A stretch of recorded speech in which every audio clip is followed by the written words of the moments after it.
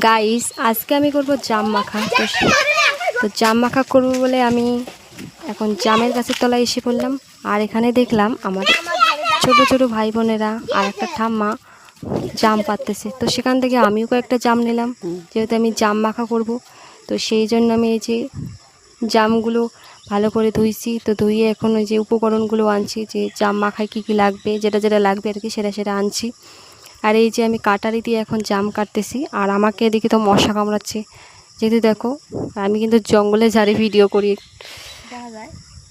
আর এই ভালো করে কাটতে হবে, ধুতে হবে। তবে আমি ধুইছি আগে, তো এখন কাটতেছি জামগুলো। আর জাম মাখায় বেশি কিছু উপকরণ লাগে না, মানে একটু লবণ, লঙ্কা গুঁড়ো আর একটু তেল দিয়ে ভালো করে মাখলেই জাম মাখা হয়ে গেল। আর কার কার জাম মাখা ভালো লাগে একটু জানিও। আমার কিন্তু ভীষণ ভালো লাগে জাম মাখা।